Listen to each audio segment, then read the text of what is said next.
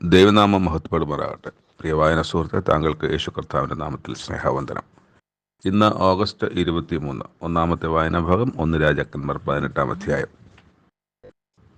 മഴ പെയ്യുകയില്ല, ഞാൻ പറഞ്ഞിട്ടല്ലാതെ മഴ പെയ്യുകയില്ല എന്ന് ഏലിയാ പ്രവാചകൻ പറഞ്ഞിട്ട് ഇപ്പോൾ 3 വർഷമായി.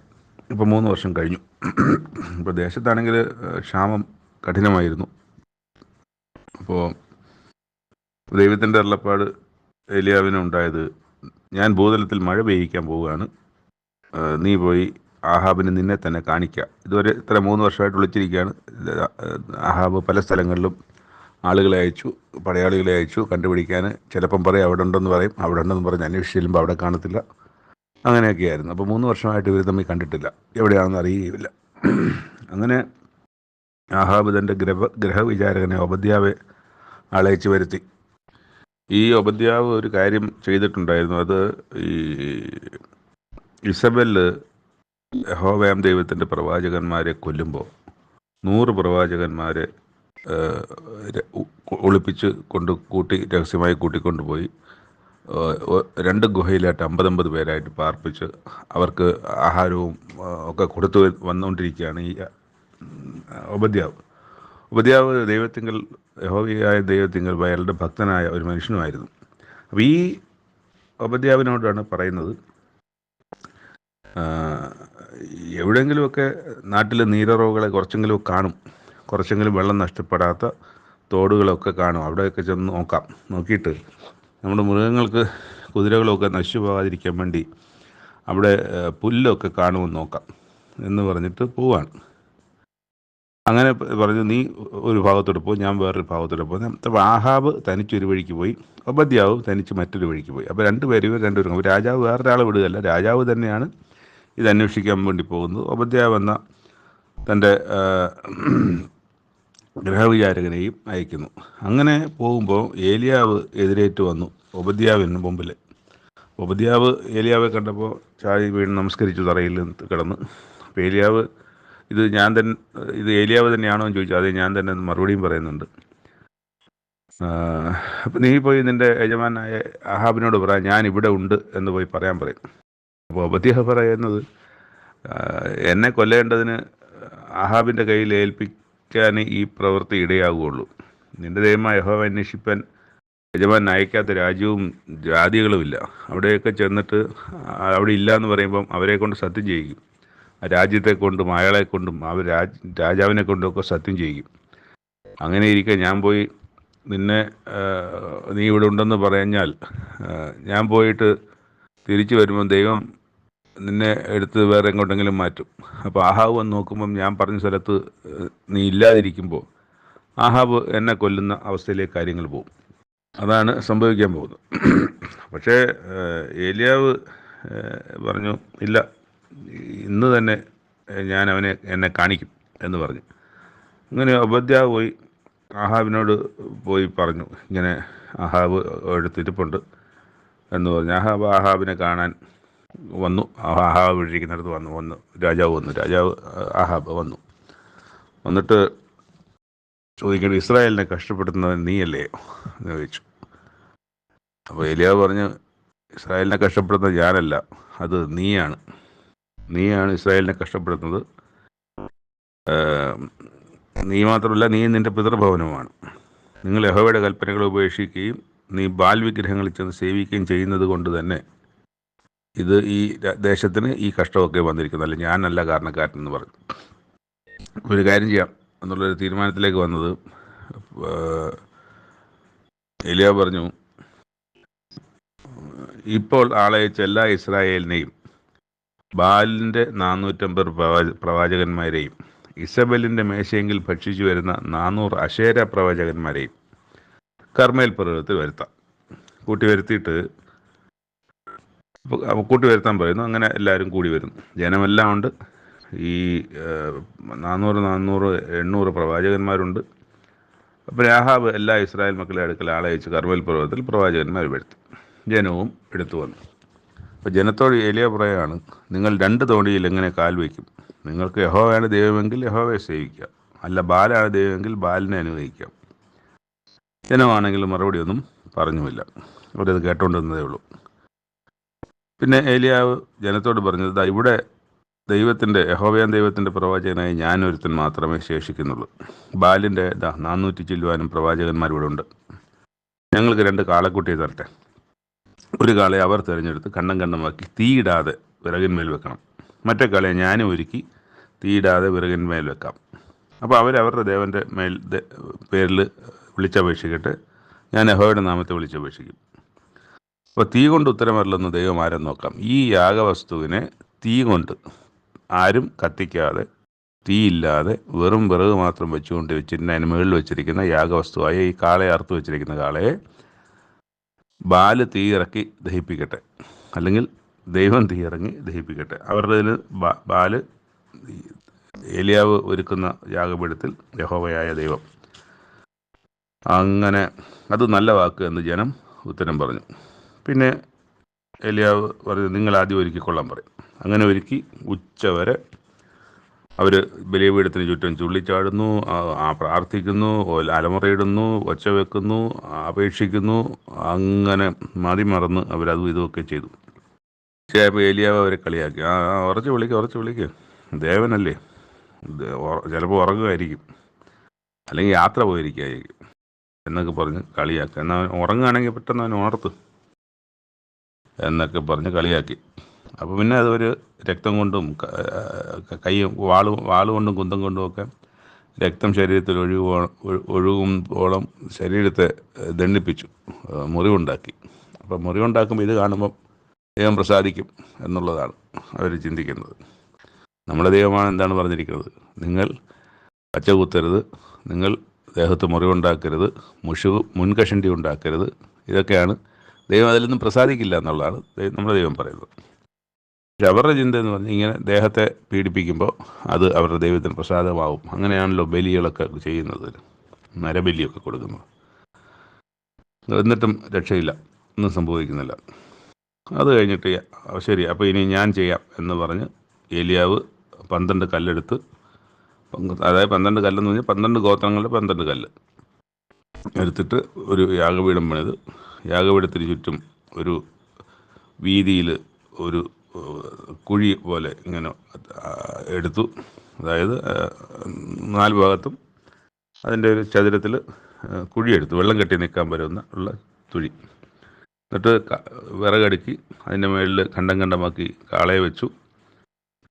എന്നിട്ട് ജനത്തോട് പറഞ്ഞു, അതിൻ്റെ മേലെല്ലാം വെള്ളം ഒഴിക്കാൻ പറഞ്ഞു അവിടെ ആളുകളോട്. അപ്പോൾ അവർ 4 തൊട്ടി വെള്ളം നിറച്ച് ഹോമയാഗത്തിലും വിറകിൻ്റെ മേലും എല്ലാം ഒഴിച്ചു. 2ാം പ്രാവശ്യവും അതുപോലെ ചെയ്യാൻ പറഞ്ഞു. അങ്ങനെ ചെയ്തു. 3ാമത്തെ പ്രാവശ്യവും അങ്ങനെ യാഗവസ്തുവിലും വിറകിലും അതിൻ്റെ ചുറ്റുമെല്ലാം വെള്ളം കെട്ടി നിന്നു. ആ തോട് പോലെ ഉണ്ടാക്കിയല്ലോ 4 വശത്തും, അതിൽ കെട്ടി നിന്നു. അപ്പം യാഗത്തിൻ്റെ സമയമായപ്പം ഏലിയാ പ്രവാചകൻ യാഗപീഠത്തിനടുത്ത് ചെന്നു പ്രാർത്ഥിക്കുകയാണ്. അബ്രഹാമിൻ്റെ, ഇസ്ഹാക്കിൻ്റെ, യാക്കോബിൻ്റെ ദൈവമായ യഹോവേ, ഇസ്രായേലിൽ നീ ദൈവമെന്നും ഞാൻ നിൻ്റെ ദാസനെന്നും ഈ കാര്യങ്ങളൊക്കെയും ഞാൻ നിൻ്റെ കൽപ്പന പ്രകാരം ചെയ്തു എന്നും ഇന്ന് വെളിപ്പെട്ട് വരട്ടെ. അതായത് ജനം അറിയട്ടെ എന്നുള്ളതാണ്.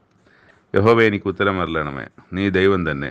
യഹോവേ, നീ ഞങ്ങളുടെ ഹൃദയം വീണ്ടും തിരിച്ച് എന്ന് ഈ ജനം അറിയേണ്ടതിന് എനിക്ക് ഉത്തരം അരുളണമെന്ന് പറഞ്ഞു.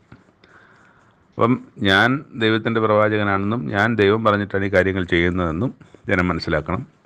അതുപോലെ ജനം അങ്ങയുടെ വലിയ പ്രവൃത്തി കണ്ടിട്ട് ഈ ബാലിൻ്റെ ജനങ്ങൾക്ക്, ബാലിൻ്റെ ദൈവത്തിന് ഒന്നും ചെയ്യാൻ കഴിയാതിരിക്കുമ്പോൾ, ഇത്രയും വലിയൊരു അത്ഭുതകരമായ കാര്യം ഇവിടെ സംഭവിക്കുമ്പം ജനം മനം തിരിഞ്ഞ് ദൈവത്തിങ്കിലേക്ക് വരണം. ഇവിടെ നടക്കാൻ പോകുന്നത് ദൈവത്തിന് ഏറ്റവും മഹത്വമുള്ള ഒരു കാര്യമാണ് സംഭവിക്കാൻ പോകുന്നത്. മഹത്വകരമായൊരു കാര്യം, ദൈവനാമം മഹത്വപ്പെടുവാനാണ്. ഇസ്രായേലിലും ജനത്തെ അറിയാത്തവരുടെ ഇടയിലും, എന്തിനേറെ പറയുന്ന ആഹാബിനും ഇസബെലിനും പോലും ദൈവം മഹത്വപ്പെടുവാൻ പോവുകയാണ്. അപ്പോൾ അങ്ങനെ ഒരു വലിയ പ്രവൃത്തിയാണ് ഇവിടെ ഏലിയാവ് ഒരുക്കി വെച്ചിരിക്കുന്നത്. അപ്പോൾ ഏലിയാവ് ഇത് പ്രാർത്ഥിച്ചു കഴിഞ്ഞു. അപ്പോഴത്തേക്ക് ദൈവത്തിൻ്റെ തീ ഇറങ്ങി ഹോമയാഗവും വിറകും മണ്ണും എല്ലാം ദഹിപ്പിച്ചു. തടിയൊന്നും കാണാനില്ല, മൊത്തം കരിഞ്ഞു. അതിലിരുന്ന് ഇറച്ചി അല്ലെങ്കിൽ കാളയെ കത്തിച്ച് കളഞ്ഞു. എന്നിട്ട് അതിൽ വെള്ളം കെട്ടി തന്ന വെള്ളവും തോട്ടിലെ വെള്ളവും വറ്റിച്ചു. അപ്പം അത്ര കണ്ട് വലിയൊരു അത്ഭുതമാണ് അവിടെ സംഭവിച്ചത്. ആകാശത്ത് നിന്ന് തീ ഇറങ്ങിയിട്ട് ജനമെല്ലാം അത് കണ്ട് കവിണ്ണു വീണു. യഹോവ തന്നെ ദൈവം, യഹോവ തന്നെ ദൈവം എന്ന് പറഞ്ഞു. അപ്പോൾ അതുകൊണ്ടൊരു വലിയ മെച്ചമുണ്ടായി. ഒരുപാട് പേർ ദൈവത്തെങ്കിലേക്ക് തിരിഞ്ഞു എന്നുള്ളതാണ്. എലിയ പറഞ്ഞ എല്ലാ പ്രവാചകന്മാരെയും പിടിക്കാൻ പറഞ്ഞു. അവരെല്ലാവരെയും ഒറ്റൊരുത്തും ചാടിപ്പോയി. അപ്പോൾ ജനം ഈ ആവേശത്തിൽ ഓടിപ്പോയി പിടിച്ച് അവരെല്ലാവരെയും കിദ്രോൻ തോട്ടിനരികെ വെച്ച് കൊല്ലാൻ പറഞ്ഞു. കൊല്ലുകയും ചെയ്തു. പിന്നെ ഏലിയാവിനോട് പറഞ്ഞു, നീ ചെന്ന് ഭക്ഷണം പാനം കഴിക്കാൻ പോയി കഴിച്ചോളാൻ പറഞ്ഞു. വലിയൊരു മഴയുടെ മുഴക്കം വരുന്നുണ്ടെന്ന് പറഞ്ഞു. ആഹാവ് ഭക്ഷിച്ച് പാനം ചെയ്യേണ്ട മല കയറിപ്പോയി. ഏലിയാവ് കർമ്മേൽ പർവ്വതത്തിൻ്റെ മുകളിൽ കയറി നിലത്ത് കുനിഞ്ഞ് മുഖം ഇങ്ങനെ 2 കാലിൻ്റെ ഇടയ്ക്ക് വെച്ച് ദൈവത്തോട് പ്രാർത്ഥിച്ചു. എന്നിട്ട് ബാല്യക്കാരനോട് പറഞ്ഞു, നീ പോയി കടലിലോട്ട് ചെന്ന് നോക്കാൻ പറയും. അവൻ പോയി നോക്കി. അങ്ങനെ 7 പ്രാവശ്യം പോയി നോക്കി, ഒന്നുമില്ല. അപ്പോൾ 7ാമത്തെ പ്രാവശ്യം ചെല്ലുമ്പം ഒരു മനുഷ്യൻ്റെ കൈ പോലെ ഒരു മേഘം പൊങ്ങുന്നു എന്ന് അവൻ പറഞ്ഞു. അതുവരെയും തെളിഞ്ഞ ആകാശത്ത് ഒരു കറുത്ത മേഘം പൊങ്ങി വരികയാണ്. അപ്പോൾ നീ ആഹാബിനോട് പറ, മഴ നിന്നെ തടുക്കാതിരിക്കാൻ വേണ്ടി രഥം പൂട്ടി വേഗം കൊട്ടാരത്തിലേക്ക് പോക്കണം പറയും. അപ്പം പെട്ടെന്ന് ആകാശം മേഘവും ഒക്കെ കൊണ്ട് കറുത്തു. അപ്പോൾ ഇവിടെ സംഭവങ്ങൾ പലതാണ്. ഒന്ന്, ഈ യാഗപീഠത്തിൽ കുതിർന്നു കിടന്ന യാഗപീഠം ആരും കത്തിക്കാതെ ദൈവത്തിൻ്റെ തീ ഇറങ്ങി കത്തിക്കുന്നു. 3 വർഷം മഴ പെയ്യുകയില്ല എന്ന് പറഞ്ഞ അത്ഭുതം. അത് കഴിഞ്ഞ് 3 വർഷം കഴിഞ്ഞ് ആഹാബ് മഴ പെയ്യുന്നു എന്ന് പറയുന്ന സമയത്ത് മഴ പെയ്തു തുടങ്ങാൻ പോകുന്ന സന്ദർഭങ്ങൾ. ഇതെല്ലാം ദൈവത്തിൻ്റെ മഹത്വവും അതുപോലെ തന്നെ ദൈവത്തിൻ്റെ പ്രവാചകനാണ് ഏലിയാവ് എന്നതും സർവ്വജനവും അറിയാൻ തക്കവണ്ണം ഇടയാകുകയാണ്. പെട്ടെന്ന് ദൈവത്തിൻ്റെ ആത്മാവ് ഏലിയാവിൻ്റെ മേൽ വന്നു. ഒരു പ്രത്യേക ശക്തി വന്നു. അപ്പോൾ ഈ ആഹാബിൻ്റെ രഥത്തിനെ ഓടിക്കുന്ന കുതിരകൾ പൂട്ടി വെച്ചിരിക്കുന്ന രഥത്തിനേക്കാളും വേഗത്തിൽ അതിന് മുമ്പായി ആഹാബിന് ഓടുവാൻ തക്കവണ്ണുള്ള ദൈവശക്തി ആഹാബിലേക്ക് വരികയാണ്. അങ്ങ് ശമര്യയിൽ എത്തുന്നവരെ ആഹാബാണ് മുമ്പിലോടിയത് ഈ രഥത്തെക്കാളും. അപ്പോൾ ഞാൻ ഈ അധ്യായത്തിൻ്റെ പ്രധാന കാര്യങ്ങൾ പറഞ്ഞല്ലോ. അതാണ് ദൈവത്തിൻ്റെ മഹത്വം കൊടുക്കുവാൻ തക്കവണ്ണം തൻ്റെ പ്രവാചകന്മാർ ചെയ്തുകൊണ്ടിരുന്ന പ്രവൃത്തികളിൽ ഒരു പ്രവൃത്തിയാണ് നമ്മളിന്ന് ഏലിയാവിലൂടെ കണ്ടത്. അപ്പം ഒരു വലിയ ജനം തിരിയാൻ, ആ ബാലിൻ്റെ 400 അല്ലെങ്കിൽ 400 അശേരയുടെ 400 ഒക്കെ കാണുമായിരിക്കും. എന്തായാലും ആ പ്രവാചകന്മാരെല്ലാം കൊല്ലാൻ അതുവരെ ചെയ്യാൻ മനസ്സ് കാണിക്കാത്ത ഒരു പ്രവൃത്തി ചെയ്യുവാൻ ഈ ജനത്തെ പ്രേരിപ്പിക്കുന്നത് ദൈവത്തിൻ്റെ ഈ അത്ഭുതമാണ്. ദൈവമുണ്ടെന്ന്, ഈ യഹോവ തന്നെ ദൈവം എന്ന് അവരെ ആർത്ത് പറഞ്ഞ് ഏറ്റുപറഞ്ഞ് അതിൽ നിന്നുണ്ടായ ആ ഉറപ്പിലാണ്. ഈ ഉറപ്പെന്ന് പറയുന്നത് തൊട്ട് മുമ്പിലത്തെ അവരുടെ അപ്പന്മാരും അമ്മമാരും ഒക്കെ ഈ രാജാക്കന്മാരുടെ കൊള്ളരുതായ്മകൾ കൊണ്ട് ദൈവത്തെ അന്വേഷിച്ചിരിക്കുന്നവരായിരിക്കണമെന്നില്ല. അപ്പോൾ അവരും അവരുടെ അപ്പനമ്മമാർ ആരാധിച്ചിരുന്ന ഈ അശേരയെയും ബാലിനെയും അല്ലെങ്കിൽ മോലേക്കിനെയും ഒക്കെ തന്നെ ഇവരും ആരാധിക്കും. അവർക്കറിയില്ല. പക്ഷെ ഇന്നാണ് അവരറിയുന്നത്, യഹോവയാണ് ദൈവം എന്നൊരു കാര്യം.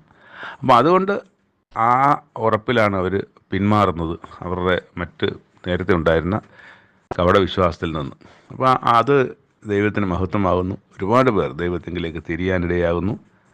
അങ്ങനെ ഒരു വലിയൊരു തിരിച്ചറിവിൻ്റെ ഒരു മാറ്റത്തിൻ്റെ ഒരു അധ്യായമായി ഈ 1 രാജാക്കന്മാർ 18-ാം അധ്യായം മാറുകയാണ്. 2ാമത്തെ വായനാഭാഗം യിരെമ്യാ പ്രവാചകൻ്റെ പുസ്തകം 44-ാം അധ്യായം. അവർ ബലമായി പിടിച്ചുകൊണ്ട് വന്ന യിരെമ്യാ പ്രവാചകൻ ഉൾപ്പെടെയുള്ള ജനം ഇപ്പോൾ മിസ്രയീം ദേശത്താണ് എത്തിയിരിക്കുന്നത്. അപ്പോൾ അവിടെ വെച്ച് യിരെമ്യാ പ്രവാചകൻ ദൈവത്തിൻ്റെ അരുളപ്പാടുണ്ടായി. അത് മിസ്രയീം ദേശത്തെ സ്ഥലങ്ങളായ മിഗ്ദോല്, തഹ്പനേസ്, നോഫ്, പത്രോസ് എന്നീ ദേശത്തൊക്കെയും പാർക്കുന്ന സകല യഹൂദന്മാരെയും കുറിച്ച് ആണ് ഈ അരുളപ്പാട്. അതിങ്ങനെയാണ്: ഇസ്രായേലിൻ്റെ ദൈവമായ യഹോവ, സൈന്യങ്ങളുടെ യഹോവ ഇപ്രകാരമല്ല ചെയ്യുന്നു: ഞാൻ യെരുശലേമിന്മേലും സകല യഹൂദ പട്ടണങ്ങളിന്മേൽ വരുത്തിയിരിക്കുന്ന അനർത്ഥമൊക്കെ നിങ്ങൾ കണ്ടിട്ടുണ്ടല്ലോ. അവ ശൂന്യമായിരിക്കുന്നു, ആരും അവയിൽ വസിക്കുന്നതുമില്ല. അത് അവരോ നിങ്ങളോ നിങ്ങളുടെ പിതാക്കന്മാരോ അറിയാത്ത അന്യദേവന്മാർക്ക് ധൂപം കാട്ടുവാനും അവയെ സേവിപ്പാനും ചെന്ന് എന്നെ കോപിപ്പാൻ തക്കവണ്ണം അവർ ചെയ്ത ദോഷം നിമിത്തമത്രേ. ഞാൻ ഇടവിടാതെ പ്രവാചകന്മാരെ അയച്ചു. അവരാ പ്രവാചകന്മാരുടെ വാക്കുകളൊന്നും കേട്ടില്ല. അവർ അന്യദേവന്മാർക്ക് ധൂപം കാട്ടരുതെന്ന് ആ പ്രവാചക ശബ്ദങ്ങളൊന്നും അവർ ശ്രദ്ധിച്ചില്ല. അവർ വീണ്ടും അവർ ചെയ്തുകൊണ്ടിരുന്ന ആ പണികളൊക്കെ ചെയ്തു. മറ്റ് ദേവന്മാർക്ക്, അന്യദൈവങ്ങൾക്ക് ധൂപം കാട്ടി, തൊഴുതു, ശയനപ്രദക്ഷിണം ചെയ്തു, പിന്നെ സാഷ്ടാംഗ പ്രണാമം ചെയ്തു, പൂ കൊടുത്തു, മലർ കൊടുത്തു, എന്തെല്ലാമൊക്കെയോ അവർ ചെയ്തു. അതാണ്. പക്ഷെ അതുകൊണ്ട് ദൈവത്തിൻ്റെ കോപം നിങ്ങളുടെ മേൽ വന്നിരിക്കുന്നു. യെരുശലേമിൻ്റെ യഹൂദ പട്ടണങ്ങളിൽ, യെരുശലേം വീഥികളിലും അത് ജ്വലിച്ചു നിൽക്കാൻ ഇന്ന് അത് ശൂന്യവും നാശവുമായി കിടക്കുകയാണ്. അപ്പോൾ തുടർന്ന് പറയുന്നത്, നിങ്ങൾ ഇന്ന് വന്ന് പാർക്കുന്ന, അതായത് ഇപ്പം നിങ്ങൾ അവിടുന്ന് ഇവിടെ വന്നിരിക്കുകയാണല്ലോ, നിങ്ങൾ വന്ന് പാർക്കുന്ന ഇസ്രായേൽ ദേശത്ത് ദേവന്മാർക്ക് ധൂപം കാണിച്ച് നിങ്ങളുടെ കൈകളുടെ പ്രവർത്തികൾക്ക് തന്നെ കോപിപ്പിക്കുന്നതല്ല, നിങ്ങളെ തന്നെ ഛേദിച്ച് കളഞ്ഞിട്ട് സകല ജാതികളുടെയും ഇടയിൽ നിങ്ങൾ ശാപവും നിന്നും ആയിത്തീരേണ്ടതിനും നിങ്ങളുടെ പ്രാണഹാനിക്കായി ഈ മഹാദോഷം ചെയ്യുന്നത് എന്ത്?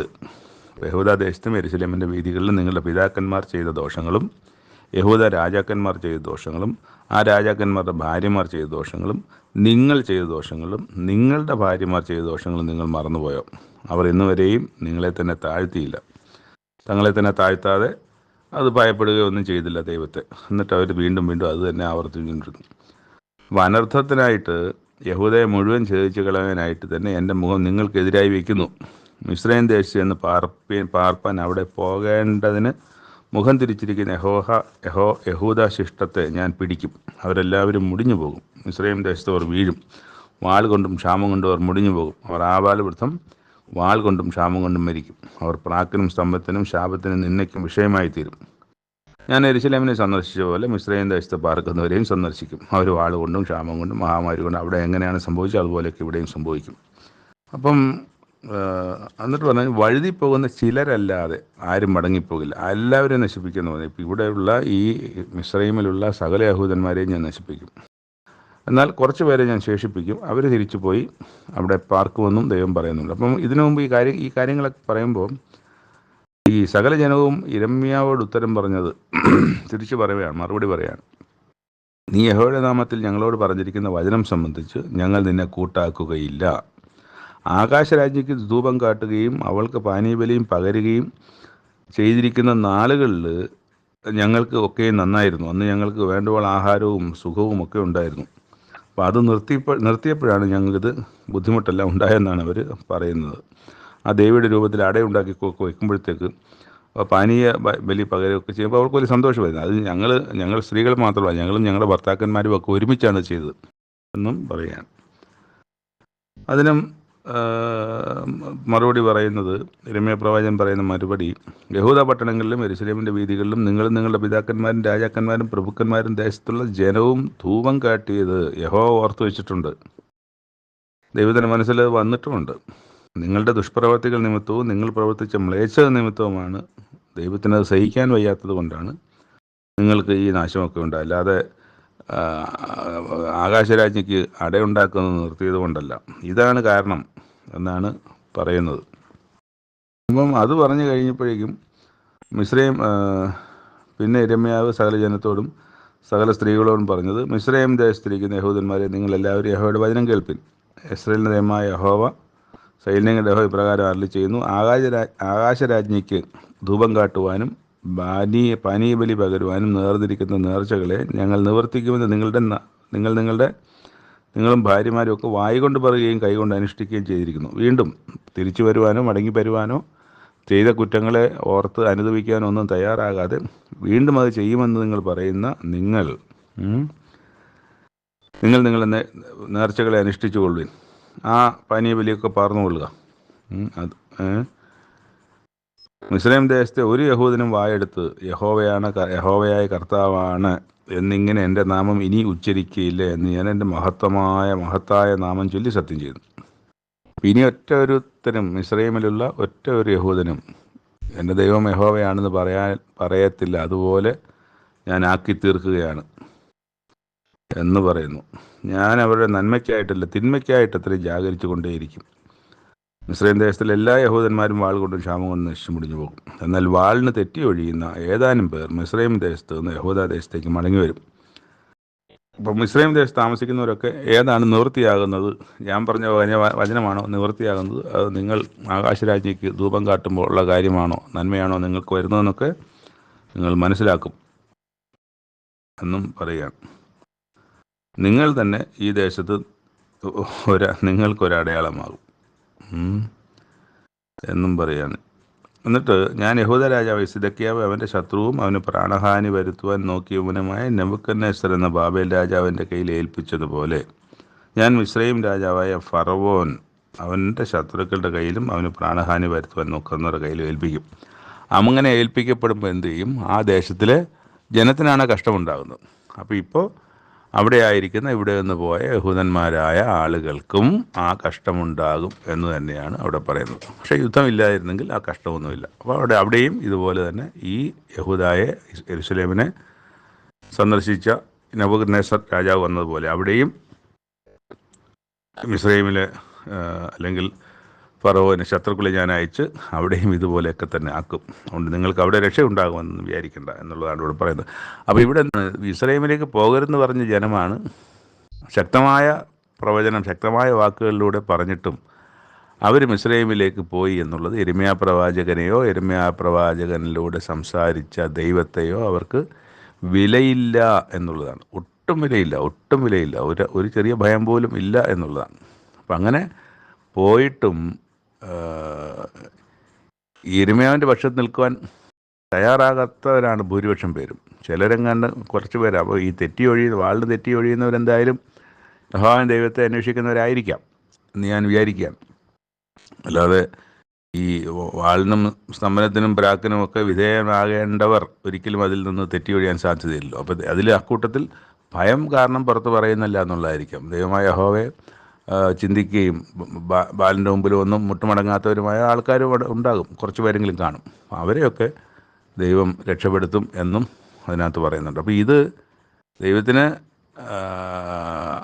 അവർ ദൈവത്തിനെതിരെ ചെയ്ത പല കാര്യങ്ങളിൽ, ഒരുപാട് കാര്യങ്ങളിൽ ദൈവത്തിനെതിരെ നിന്ന, ദൈവത്തെ വിശ്വസിക്കാത്ത, ദൈവത്തെ അംഗീകരിക്കാത്ത, ദൈവത്തിന് വില കൊടുക്കാത്ത, ദൈവത്തെ ബഹുമാനിക്കാത്ത, ദൈവത്തെ ആരാധിക്കാത്ത, ദൈവത്തിന് യാഗം കൂടി ചെയ്യാത്ത ഈ ജനം ഇന്ന് അതിനേക്കാൾ വലിയ ദോഷം ചെയ്ത് ഒരിക്കലും മിസ്രയീമിൽ ചെല്ലരുത് എന്ന് പറഞ്ഞത്, നൂറ്റാണ്ടുകൾ പഴക്കമുള്ള നിങ്ങൾ കണ്ട മിസ്രയീമിന് ഇനി കാണുകയില്ല എന്ന് ദൈവം പറഞ്ഞ മിസ്രയീമിലേക്കാണ് അവർ പോയിരിക്കുന്നത്. അപ്പം ദൈവത്തിൻ്റെ ആ വാക്ക് തന്നെ നിഷ്പ്രഭമാക്കുന്ന തരത്തിലാണ് ഇവരുടെ പ്രകടനം, ഇവരുടെ പ്രവൃത്തി. അതുകൊണ്ട് ദൈവത്തിന് ഇനി അവരൊരു തരത്തിലും അവരെ കൺസിഡർ ചെയ്യേണ്ട കാര്യമില്ല എന്നുള്ളതാണ്. അവരെ തീർക്കുക, നശിപ്പിക്കുക എന്നുള്ളതാണ്. അത് ദൈവം ചെയ്യുകയും തന്നെ ചെയ്യും. അത് ചെയ്യുകയും ചെയ്തു എന്ന് നമ്മൾ മനസ്സിലാക്കി. ഇതിൽ നിന്ന് നമുക്ക് ഉൾക്കൊള്ളേണ്ട പാഠം എന്തെന്ന് നമ്മൾ ഉൾക്കൊള്ളുക എന്നത് മാത്രമേ ഉള്ളൂ. ഇനി പഴയതിൽ പോയി, ആ കാലത്ത് പോയി, യിരെമ്യാ പ്രവാചകൻ്റെ കാലത്ത് പോയി നമുക്ക് നന്നാക്കാനൊന്നുമില്ല. എന്നാൽ ഇന്ന് ജീവിച്ചിരിക്കുന്ന നമ്മളോടാണ് ഇത് സംസാരിക്കുന്നത് എന്നുള്ളത് നമ്മൾ മനസ്സിലാക്കണം. നമുക്ക് വായിക്കുമ്പം ഇസ്രായേലിനെ കുറ്റം പറയാം, സിദക്കിയാവിനെ കുറ്റം പറയാം, യെഹോയാക്കീനെ കുറ്റം പറയാം, അക്കാലത്തെ ജനത്തെ കുറ്റം പറയാം, യിരെമ്യാ പ്രവാചകൻ്റെ കഷ്ടത്തെ ഓർത്ത് വ്യസനിക്കാം, ഒക്കെ ചെയ്യാം. പക്ഷേ നമുക്കെന്ത് ഗുണം? നമുക്ക് ഗുണമല്ല. അല്ലെങ്കിൽ ഈ നമ്മൾ വായിച്ച കാര്യങ്ങളെ നമുക്ക് ആ കാലഘട്ടത്തിൽ പോയി പണിഞ്ഞ് ശരിയാക്കാനും ഒക്കത്തില്ല. യിരെമ്യാ പ്രവാചകനേക്കാളും വലിയ പ്രവാചകന്മാരൊന്നും അല്ല നമ്മൾ. മാത്രമല്ല പൂർവ്വകാലത്ത് പോയി ഒന്നും ചെയ്യാനും ഒക്കില്ല. നമുക്ക് ചെയ്യാൻ പറ്റുന്നത് ഇത് എഴുതി വെച്ചിരിക്കുന്ന, വായിക്കുന്ന, ഇന്ന് ജീവിച്ചിരിക്കുന്നത് നമുക്ക് വേണ്ടിയാണെന്നുള്ളത് നമ്മൾ മനസ്സിലാക്കുക എന്നുള്ളതാണ്. Thank you. മൂന്നാമത്തെ വായനാഭാഗത്തിൽ നിന്ന്, അത് കൊരിന്ത്യർക്ക് എഴുതിയ 1-ാമത്തെ ലേഖനത്തിൻ്റെ 3-ാം അധ്യായമാണ്. ഇവിടെ ഒരു പ്രശ്നം ഉണ്ടാകുന്നുണ്ട്. ആ പ്രശ്നത്തെക്കുറിച്ച് പൗലോസ് അപ്പോസ്തലൻ അറിയുന്നു. അതിനെക്കുറിച്ചാണ് ഈ പുസ്തകത്തിൽ എഴുതുന്നത്. അതിന് മുന്നോടിയായിട്ട്, അപ്പം ആ ഒരു വിഷയത്തിലേക്ക് വരാൻ വേണ്ടിയിട്ട് പൗലോസ് അപ്പോസ്തലൻ പറഞ്ഞു തുടങ്ങുന്നതാണ്, സഹോദരന്മാരെ, നിങ്ങളോട് ആത്മീകന്മാരോട് എന്ന പോലെ അല്ല, ജഡീകന്മാരോട് എന്ന പോലെയാണ് ഞാൻ നിങ്ങളോട് സംസാരിക്കുന്നത്. കാരണം നിങ്ങൾ ശിശുക്കളാണ്, നിങ്ങൾ വളർന്നിട്ടില്ല. നിങ്ങൾക്ക് ശിശുക്കളായതുകൊണ്ട് ഭക്ഷണം തരാൻ കഴിഞ്ഞിട്ടില്ല. ഭക്ഷണമല്ല, പാലത്രയും ഞാൻ നിങ്ങൾക്ക് തന്നത്. ഭക്ഷിപ്പാൻ നിങ്ങൾക്ക് കഴിവില്ലായിരുന്നു, ഇപ്പോഴും കഴിവായിട്ടില്ല. ഇപ്പോഴും നിങ്ങൾ ജഡീകന്മാരാണല്ലോ എന്ന് പറഞ്ഞിട്ടാണ് നിങ്ങളുടെ ഇടയിൽ ഈർഷ്യയും പിണക്കവും ഉണ്ടായിരിക്കെ നിങ്ങൾ ജഡീകന്മാരും ശേഷം മനുഷ്യരെ പോലെ നടക്കുന്നവരുമാണ്. പിന്നെ പറയുകയാണ്, ആ യഥാർത്ഥ വിഷയം എന്താ ഇപ്പോഴാണ് വരുന്നത്. ഞാൻ പൗലോസിൻ്റെ പക്ഷക്കാരനെന്ന് ചിലർ, ഞാൻ അപ്പൊലോസിൻ്റെ പക്ഷക്കാരനെന്ന് മറ്റു ചിലർ. ഇതൊക്കെ പറയുമ്പോൾ പൗലോസ് അപ്പോസ്തലൻ ചോദിക്കുകയാണ്, നിങ്ങൾ സാധാരണ മനുഷ്യരല്ലേ? അല്ലെങ്കിൽ ഇങ്ങനെ പറയുമോ, പൗലോസ് ആര്? കർത്താവ് നൽകിയതുപോലെ നിങ്ങൾ വിശ്വസിപ്പാൻ കാരണമായി തീർന്ന വെറും ശുശ്രൂഷക്കാർ മാത്രമാണ് ഞങ്ങൾ. ഞാൻ നട്ടു, അപ്പൊല്ലോസ് നനച്ചു, ദൈവം വളരുമാറാക്കി. ഇതാണ് അതിനകത്ത് സത്യം. അപ്പം നട്ടവനും നനയ്ക്കുന്നവനും ഒന്നുമില്ല, വളരുമാറാക്കുന്നവൻ ആണ് ഇവിടുത്തെ പ്രധാനം. അപ്പം നട്ടവനും നനയ്ക്കുന്നവനൊക്കെ അതിൻ്റെ കൂലി കിട്ടും എന്നുള്ളതല്ലാതെ വേറെ കാര്യങ്ങളൊന്നുമില്ല. ഞങ്ങൾ ദൈവത്തിൻ്റെ കൂട്ടുവേലക്കാർ, നിങ്ങൾ ദൈവത്തിൻ്റെ കൃഷി, ദൈവത്തിൻ്റെ ഗ്രഹം. ഇത് ഇത് ഇത് ഇത് യഥാർത്ഥത്തിൽ അവരത് മനസ്സിലാക്കിയാൽ അവർ നേരത്തെ ജഡീകന്മാരെന്ന അവസ്ഥയിൽ നിന്ന് അവർ ആത്മീകന്മാരെന്ന അവസ്ഥയിലേക്ക് മാറാൻ തക്കവണ്ണമുള്ള കൃത്യമായ ഉപദേശവും ശാസനയും ഒക്കെ ഈ വായനാഭാഗത്ത് പൗലോസ് അപ്പോസ്തലൻ അവർക്ക് എഴുതുന്നതിലുണ്ട്. അടുത്ത നമുക്ക് നോക്കുമ്പോൾ 10-ാമത്തെ വാക്യം മുതൽ താഴോട്ട് നോക്കുമ്പോൾ, യേശുക്രിസ്തു ഇട്ട അടിസ്ഥാനമല്ലാതെ, അതായത് യേശുക്രിസ്തു എന്ന ഇട്ടിരിക്കുന്ന അടിസ്ഥാനം, യേശുക്രിസ്തുവാണല്ലോ അടിസ്ഥാനം മറ്റൊന്നും ഇടുവാൻ ആർക്കും കഴിയുകയില്ല. ആ അടിസ്ഥാനത്തിന്മേൽ ആരെങ്കിലും പൊന്ന്, വെള്ളി, വിലയേറിയ കല്ല്, മരം, പുല്ല്, വൈക്കോൽ എന്നിവ പണിയുന്നുവെങ്കിൽ അവൻ്റെ പ്രവൃത്തി വെളിപ്പെട്ട് വരും. അത് നിലനിൽക്കുകയില്ല. അത് അതിൻ്റെ സമയമാകുമ്പം അത് തീയോടുകൂടി അത് നശിച്ചു പോകും എന്നാണ് പറയുന്നത്. ഒരുത്തൻ പണിത പ്രവൃത്തി നിലനിൽക്കുമെങ്കിൽ അവന് പ്രതിഫലം കിട്ടും. ഒരുത്തൻ്റെ പ്രവൃത്തിയെ വെന്തുപോയെങ്കിൽ അവന് ഛേദം വരും. താനോ രക്ഷിക്കപ്പെടും, എന്നാൽ തീയിൽ കൂടെ എന്ന പോലെ അത്രേ. അപ്പോൾ രക്ഷിക്കപ്പെടുന്നവർക്ക് സ്മൂത്തായ ഒരു ജീവിതാനുഭവമല്ല ഉള്ളത്, തീയിൽ കൂടെ കിടക്കുന്ന ഒരു അനുഭവം തന്നെയാണുള്ളത്. പക്ഷേ തീയിൽ കൂടെ നടന്നാലും ഇപ്പം സ്വർണവും വെള്ളിയും ഒക്കെ എങ്ങനെയാണ് ഏറ്റവും പ്യുവറായി മാറുന്നത്? അത് തീക്കകത്തൂടെ കടത്തി അതിനെ ഏറ്റവും അതിനൊരു ടെമ്പറേച്ചർ ഉണ്ട്. അതിൽ ഏറ്റവും നല്ല ടെമ്പറേച്ചറിൽ അതിന് നല്ല ചൂടിൽ അതിനെ ഉരുക്കി ചൂടാക്കി എടുക്കുമ്പോഴാണ് അതിൽ നിന്ന് പൊന്ന്, പ്യുവർ പൊന്ന് പുറത്തു വരുന്നത്. അതുപോലെ കുശവൻ എന്താ ചെയ്യുന്നത്? എവിടുന്ന് കിട്ടിയ ചെളിയെ ചവിട്ടി കുഴയ്ക്കുന്ന ഒരു പ്രോസസ്സ് ആദ്യമുണ്ട്. അത് കഴിഞ്ഞിട്ട് ചക്രത്തിലിട്ട്, അപ്പോൾ അതെല്ലാം നമ്മൾ ഓരോരുത്തരുമാണെന്ന് വിചാരിച്ചാൽ, ആ ചവിട്ടി കുഴയ്ക്കുന്ന ചെളി നമ്മളാണെന്ന് വിചാരിച്ചാൽ ഒന്ന് വിചാരിച്ചു നോക്കൂ. അപ്പോൾ അവിടെ കിടന്ന് ചവിട്ടി കുഴച്ചപ്പോൾ ഇതൊരാശ്വാസമാകുമെന്ന് വിചാരിച്ചിരിക്കുമ്പോഴാണ് അവിടെ നിന്നെടുത്ത് ചക്രത്തിലിട്ട് കറക്കുന്നത്. അത് എത്രയോ നേരം കറങ്ങി തല കറങ്ങുന്നത് പോലെ ആകും നമുക്ക്. അതിനുശേഷം അവിടെയും അതിനെ എടുത്ത് പാത്രമുണ്ടാക്കിയതിന് ശേഷം ആ പാത്രത്തിന് ഡ്യൂറബിലിറ്റി കിട്ടാൻ വേണ്ടിയിട്ട് അതിനെ തീയിലേക്കാണ് ഇടുന്നത്. അവിടെ ചെന്ന് വെന്ത് അത് അതിൻ്റെ സമയത്ത് അത് എടുത്ത് അത് പ്രോസസ് ചെയ്ത് പുറത്തു വരുമ്പോൾ അത് മാനപാത്രമാകും, അല്ലേ? ചെളി പാത്രമായി മാറുന്നത് നമ്മുടെ ഷോക്കേസുകളിലൊക്കെ ഇരിക്കുന്ന പിഞ്ഞാൻ പാത്രങ്ങളൊക്കെ ഇതുപോലെ പണ്ട് ചെളിയായിരുന്നവയാണ്. അപ്പോൾ അതിന് ഒരു ഘട്ടത്തിലൂടെ നമ്മളിങ്ങനെ കടന്നു പോകും. അതാണ് ഇവിടെ നമ്മൾ വായിക്കുന്നത്, തീയിൽ കൂടെ എന്ന പോലെ അത്രയാണ്. രക്ഷിക്കപ്പെടുന്നവരൊക്കെയും തീയിൽ കൂടെ, തീയുടെ അനുഭവത്തിലൂടെയും പല ശോധനകളിലൂടെയും മുന്നോട്ട് പോയി മാത്രമേ നമുക്ക് രക്ഷയുടെ അനുഭവത്തിലേക്ക് എത്തുകയുള്ളൂ. അവസാനത്തോളം സഹിച്ചു നിൽക്കുന്നവൻ രക്ഷിക്കപ്പെടും എന്നുള്ള വാക്ക് ഈ സമയം നമുക്ക് ഓർക്കാം. നിങ്ങൾ ദൈവത്തിൻ്റെ മന്ദിരമെന്നും, അപ്പം നമ്മൾ ഓരോരുത്തരും ദൈവത്തിൻ്റെ മന്ദിരമാണെന്ന് നമ്മൾ ഓർക്കണം. ദൈവത്തിൻ്റെ ആത്മാവ് നിങ്ങൾ വസിക്കുന്നുവെന്നും അറിയുന്നില്ലയോ? ദൈവത്തിൻ്റെ മന്ദിരം നശിപ്പിക്കുന്നതിന് ദൈവം നശിപ്പിക്കും. അപ്പം നമ്മൾ നമ്മുടെ ശരീരത്തിന് കൊടുക്കേണ്ട പ്രാധാന്യം കൊടുക്കാതെ നമ്മുടെ ശരീരത്തെ നശിപ്പിച്ചാൽ, ശരീരത്തെ ഇല്ലാതാക്കിയാൽ, അതെങ്ങനെയാണ്? കഴിക്കുന്ന ആഹാരം കൊണ്ട് നശിപ്പിക്കാം, മറ്റു കാര്യങ്ങൾ കൊണ്ട് നശിപ്പിക്കാം, നമ്മുടെ സ്വഭാവം കൊണ്ട് നശിപ്പിക്കാം, അല്ലേ? സ്വഭാവം കൊണ്ട് നശിപ്പിക്കാമല്ലോ. നമ്മുടെ വായിൽ നിന്ന് പുറത്തേക്ക് വരുന്ന വാക്കുകളാൽ നശിപ്പിക്കാം, നമ്മുടെ ചിന്തകൾ കൊണ്ട് നമ്മുടെ ശരീരത്തെ നശിപ്പിക്കാം. അപ്പോൾ അങ്ങനെ പല സോഴ്സസ് ഉണ്ട് നമ്മുടെ ശരീരത്തെ നശിപ്പിക്കാൻ.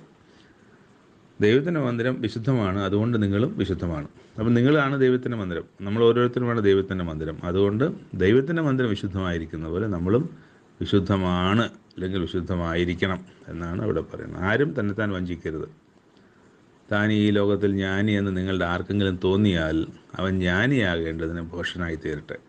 അപ്പോൾ ക്രിസ്തു അങ്ങനെ ലോകത്തിൻ്റെ ജ്ഞാനത്തിലല്ലല്ലോ, ക്രിസ്തു ഒരു ഭോഷനായി തന്നെയാണ് നിന്നത്. അത് ലോകത്തിൽ മാന്യമായതിനെ അല്ലെങ്കിൽ ജ്ഞാനമായതിനെ ലജ്ജിപ്പിപ്പാൻ ദൈവം ഭോഷത്വമായതിനെ തിരഞ്ഞെടുത്തു. നമ്മൾ കഴിഞ്ഞ ഈ കൊരിന്ത്യർക്ക് തന്നെ നമ്മൾ വായിക്കുന്നുണ്ട്. അപ്പോൾ അവരെ അതുകൊണ്ട് നീ ജ്ഞാനിയാകേണ്ടതിന് ഭോഷനായി തീരട്ടെ. അപ്പം ഭോഷനായി തീരുമ്പോൾ എന്താണ്? ദൈവം പറയുന്ന കാര്യങ്ങൾ അപ്പടി വിശ്വസിക്കുന്നവനാണ് ഭോഷൻ. അവനകത്തെ ലോജിക്ക് നോക്കാൻ പോയാൽ, അതിൻ്റെ അകത്തെ സയൻസിൻ്റെ കാര്യങ്ങൾ നോക്കാൻ പോയാൽ, ഇതിങ്ങനെ സംഭവിക്കുമോ, ഇത് അങ്ങനെ അല്ലല്ലോ എന്ന് പറഞ്ഞാൽ, ദൈവം ഒരു കാര്യം പറഞ്ഞാൽ പറഞ്ഞതുപോലെ വിശ്വസിക്കുന്നവനാണ് ഭോഷൻ. അപ്പം അവന് വേറെ ലോജിക്കൊന്നും ചിന്തിക്കരുത്. ദൈവം പറഞ്ഞ കാര്യത്തെ സംബന്ധിച്ച് വിശ്വസിക്കുന്നതിന് ഒരു ഭോഷനെ പോലെ, ഒരു ശിശുവിനെ പോലെ അത് നമ്മൾ കാണാനും വിശ്വസിക്കുവാനും തയ്യാറെടുക്കേണ്ടതാണ്. എന്നിട്ട് അതിൻ്റെ അവസാനത്തിൽ, ആകയാൽ ആരും മനുഷ്യരിൽ പ്രശംസിക്കരുത്, സകലവും നിങ്ങൾക്കുള്ളതല്ലോ. പൗലോസോ അപ്പൊല്ലോസോ കേഫാവോ ലോകമോ ജീവനോ മരണമോ ഇപ്പോഴുള്ളതോ വരുവാനുള്ളതോ സകലവും നിങ്ങൾക്കുള്ളത്. ഇതെല്ലാം നിങ്ങൾക്ക് വേണ്ടിയിട്ടുള്ളതാണ്. പൗലോസായാലും ശരി തന്നെ, പത്രോസായാലും ഞാനായാലും ഒക്കെ നിങ്ങൾക്കുള്ളതാണ്. അപ്പം ഇതിനകത്ത് അത്തരം പ്രത്യേക കാര്യങ്ങൾ മറ്റൊന്നുമില്ല. ദൈവം അത് നിങ്ങൾക്ക് വേണ്ടി തന്നിട്ടുള്ളതാണ്. നിങ്ങളുടെ പൊതു സ്വത്താണത്.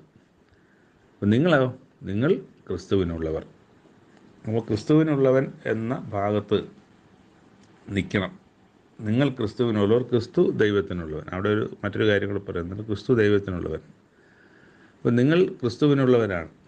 അതുകൊണ്ട് ക്രിസ്തുവിനെ പോലെ ജീവിക്കേണ്ട, ക്രിസ്തു മാതൃകയാക്കി തന്ന കാര്യങ്ങൾ പോലെ മാതൃകയുള്ള ജീവിതം ജീവിക്കുവാൻ ഉത്തരവാദിത്തപ്പെട്ടവരാണ് ക്രിസ്തുവിനുള്ളവരായ നിങ്ങൾ എന്ന് പൗലോസ് അപ്പോസ്തലൻ അവരുടെ ഇടയിലുണ്ടായ ഒരു പ്രശ്നത്തെ എടുത്ത് സൂചിപ്പിച്ചുകൊണ്ട് അവരോട് ആധികാരികമായി ഈ കാര്യങ്ങളെല്ലാം സംസാരിച്ച്, ഇത് നമുക്കിപ്പോൾ വായിച്ചപ്പോൾ നമ്മുടെ മനസ്സിലുണ്ടായ ഒരു വിചാരങ്ങളുണ്ടല്ലോ, അത് നമ്മളെ കുറച്ച് ശുദ്ധീകരിച്ചിട്ടുണ്ട് എന്നതുപോലെ ഇത് ആ ഒരു പ്രശ്നം അഭിമുഖീകരിച്ച ആ ഒരു കൊരിന്ത്യ സഭയിലെ വിശ്വാസികൾ ഇത് അതുപോലെ ഏറ്റെടുത്താൽ അത് അപ്പോൾ പൗലോസിനും ഞാനൊരു കാര്യം പറഞ്ഞിട്ട് അവർ മനസ്സിലാക്കി, അവർ ഗ്രഹിച്ചു, അവർ അത് തിരുത്തി എന്ന് പറയുന്നതും പൗലോസ് അപ്പോസ്തലനും അതുപോലെ ക്രിസ്തുവിനും ദൈവത്തിനുമൊക്കെ വളരെ പ്രസാദകരമായൊരു കാര്യമായി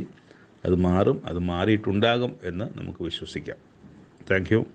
ഇന്നത്തെ 3 ഭാഗങ്ങളിലൂടെ അവസാനിക്കുകയാണ്. ചിന്തിക്കുകയും തുടർന്ന് കഴിഞ്ഞ ദിവസങ്ങളിൽ പറഞ്ഞ പോലെ തന്നെ ഇതിലെ വായന ഭാഗങ്ങൾ ഈ പറഞ്ഞതുപോലെ തന്നെയാണോ, സംസാരിച്ചതുപോലെ തന്നെയാണോ, കേട്ടതുപോലെ തന്നെയാണോ എന്നൊക്കെ പരിശോധിക്കുകയും ഒക്കെ ചെയ്യുക. ദൈവം താങ്കളെ അനുഗ്രഹിക്കട്ടെ.